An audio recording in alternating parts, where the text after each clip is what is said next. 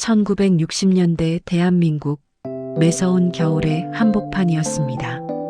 낡고 작은 달방들이 옹기종기 모여있는 풍경 위로 굴뚝마다 연탄 연기가 모락모락 피어오르던 시절이었죠. 그 작은 방 한 칸에는 공무원 아버지와 전업주부 어머니 그리고 8명의 아이들이 살았습니다. 연탄 아궁이에서는 불이 활활 타오르고 그 위 주전자는 쉴 새 없이 김을 뿜어냈습니다. 비록 가난했지만 김이 모락모락.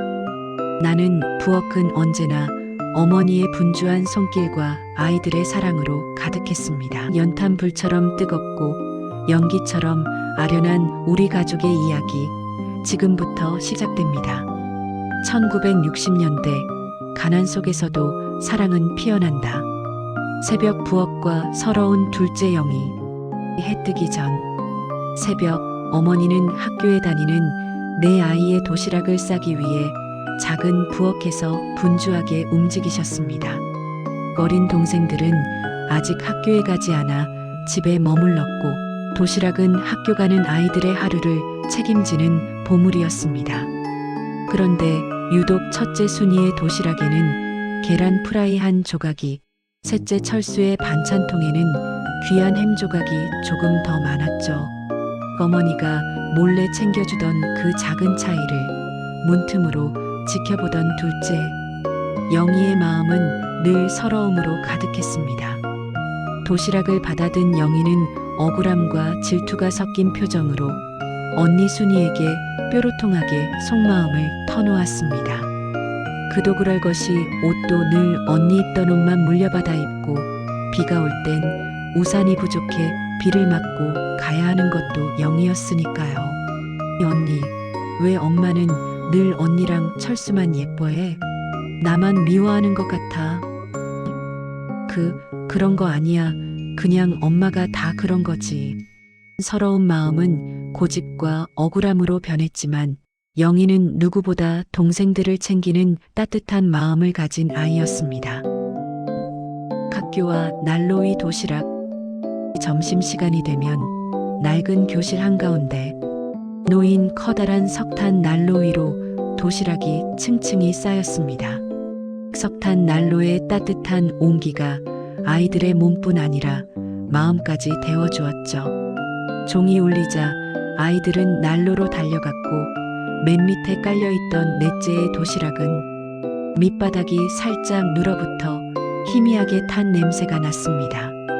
친구들은 놀리듯 웃었지만 넷째는 겸연쩍어하면서도 누른밥이 더 맛있다며 친구들에게 조금씩 나눠주었습니다. 석탄 난로위 도시락은 가난했지만 아이들의 정이 가득했던 그 시절의 낭만이었습니다. 야, 네 도시락 밑에 있었지? 타는 냄새 난다. 아니야, 조금 눌었을 뿐이야. 이게 더 맛있는 거 몰라? 아이들은 웃음소리를 나누며 점심시간의 행복을 만끽했습니다.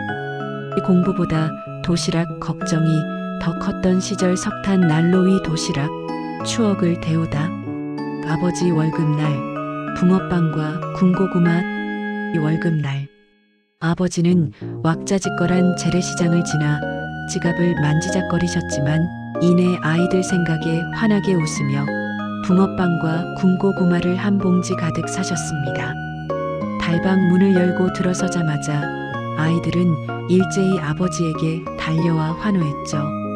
온 가족이 좁은 방 안에 옹기종기 모여 앉아 따끈한 붕어빵과 군고구마를 나눠 먹었습니다. 함께 나누는 맛이 가장 달콤했습니다. 아버지의 월급날은 아이들에게 작은 행복과 큰 웃음을 안겨주는 마법 같은 날이었습니다. 애들, 오늘은 달콤한 겨울을 느껴야지. 우와, 붕어빵이다. 아버지 최고. 나 먼저 먹어도 돼요? 아버지 천천히 먹어라. 나눠 먹는 맛이 있어야지. 작은 행복, 큰 웃음. 아이들이 잠든 깊은 밤, 연탄불이 피어오르는 공간에 앉아 부부는 현실의 무게를 마주했습니다. 낡은 가계부를 펼쳐보며 한숨 쉬는 어머니와 지친 아버지의 얼굴에는 고단함이 역력했죠. 생활고로 인한 갈등이 표출되고 서로에게 쌓였던 미안함과 답답함이 섞여 날카로운 말이 오가기도 했습니다. 잠시 정적이 흐르고 아버지는 어머니의 손을 잡고 먼저 미안함을 전했고 어머니도 아버지를 위로했습니다. 연탄불의 붉은 빛 아래서 싸워도 결국 서로를 지키는 가족의 사랑을 확인하며 부부는 화해했습니다. 이번 달 월급으론 도저히 당신이 벌어오면 되겠죠? 당신 승진은 언제 돼요? 옆집 정근이 아버지는 어제 과장됐다고 자랑을 얼마나 하던지. 미안하오, 내가 부족해서. 당신 고생 많은데 괜히 화냈어. 나도 미안해요. 연탄불 좀 보고 올게요. 싸워도 결국 가족은 서로를 지킨다. 아이들의 개성과 하루 좁은 골목길은 아이들의 놀이터였습니다. 넷째 철수는 구슬치기 골목 대장이었고 셋째는 방구석에 앉아 공부만 하는 수재였습니다. 첫째 순이는 얌전했지만 가끔 얄밉게 굴었죠. 그리고 둘째 영희는 늘 억울하다고 외치면서도 동생들을 챙기는 데는 누구보다 열심이었습니다. 8명의 아이들은 서로 다른 개성으로 충돌하고 사랑하며 하나의 가족이라는 그림을 완성했습니다. 그들의 하루는 시끌벅적했지만 함께 자라는 즐거움으로 가득했습니다. 오늘은 구슬치기 결승이다. 오빠, 또 지면 울 거야. 동생들, 공부도 좀 해라. 얌전하게 있어야지. 언니니까. 영희, 난 언제나 억울하지만 동생들 지켜야 해. 서로 다르지만 함께 자란다. 복덕방과 방 구하기. 8명의 식구가 살기엔 달방 한 칸은 너무 좁았습니다. 아버지는 낡은 외투를 입고 매일같이 복덕방을 찾아다니셨죠. 2칸짜리 방. 아이들이 조금이라도 편하게 지낼 수 있는 곳을 찾기 위해 발이 닳도록 헤매셨습니다. 아이 많은 집에 새방을 주지 않으려는 현실 앞에서 거절당하고 실망하셨지만 아버지는 이내 고개를 들고 다시 발걸음을 옮기셨습니다.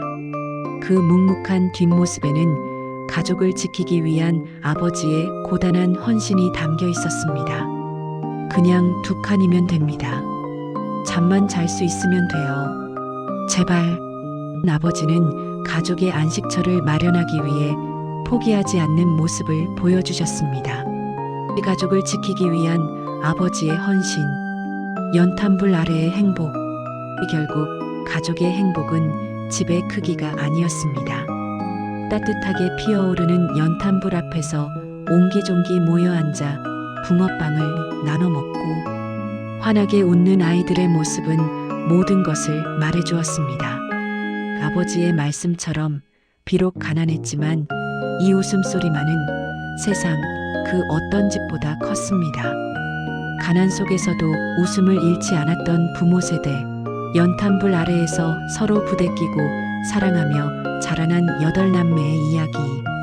그들의 뜨거운 사랑이 시대를 넘어 지금의 우리를 만들었습니다.